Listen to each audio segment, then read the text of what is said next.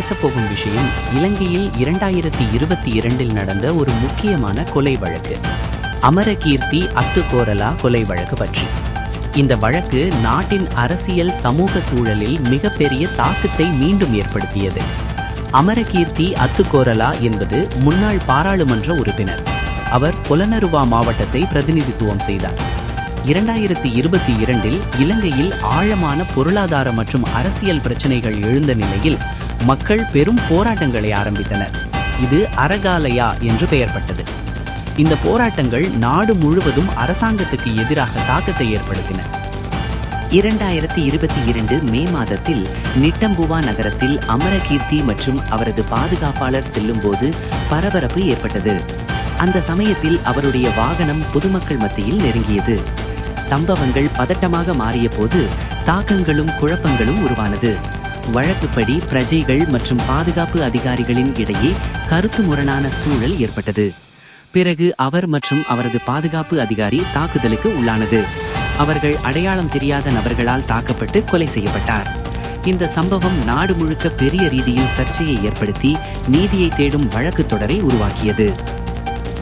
வழக்கில் attorney generals department உடனே 41 பேருக்கு எதிராக குற்றச்சாட்டுகளை வழங்கியது. இந்த வழக்கு மிகவும் உணர்ச்சி புரளியானதாகவும் அரசியல் ரீதியாகவும் மையமாகிவிட்டது. நீதிமன்றம் வழக்கை கம்பா ஹைகோர்ட் ட்ரையல் பாருக்கு அனுப்பியது. இது ஒரு உயர் சட்ட நீதிமன்ற கோர்ட் ஆஃப் பார் வழக்கு. பெரிய அளவிலான கொலையின் சம்பவங்களை விசாரிக்க அமைக்கப்பட்டது. நீதிபதிகளானவர்கள் குற்றம் சாட்டப்பட்டவர்களின் செயல்களை ஆண்டின் நிகழ்வின் போது கொலை தொடர்பான நடவடிக்கைகளாக கூறினர். பின்புறமாக எதிர் வழக்கு தரப்பினர் சிலர் குழப்ப சூழ்நிலைகளை பற்றி தங்களது விளக்கத்தை சமர்ப்பித்தனர். இந்த வழக்கு முழுக்கவும் சாட்சிகள், நிபுணர்கள், விசாரணை அறிக்கைகள் ஆகியவற்றின் அடிப்படையில் நீதி வழங்கும் முறையை அடைந்தது. 2026 பிப்ரவரி 11 அன்று கம்பஹா ஹைகோர்ட் இலங்கை நேரடியான தீர்ப்பை அறிவித்தது. அதன்படி 12 பேருக்கு மரண தண்டனை வழங்கப்பட்டது. நீதிமன்றம் கொலையில் அவர்கள் குற்றமுள்ளவர்கள் என்று கண்டது. 4 பேருக்கு குறுகிய சிறை தண்டனை வழங்கப்பட்டது. ஆனால் அது 5 ஆண்டிற்குள் நீக்கப்படும், சஸ்பெண்டட். 23 பேர் குற்றமற்றவர்கள் என நிரூபிக்கப்பட்டதால் விடுதலை செய்யப்பட்டனர்.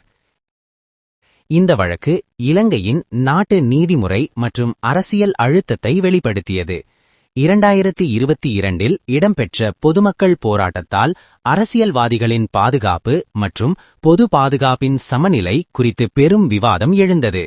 மரண தண்டனை வழக்குகள் இலங்கையில் பல ஆண்டுகளாக நடைமுறையில் இல்லாமலும் சமூகத்தின் ஒரு பகுதி இது நீதிதானா என்பது பற்றி வித்தியாசமான கருத்துக்களையும் உருவாக்கியது.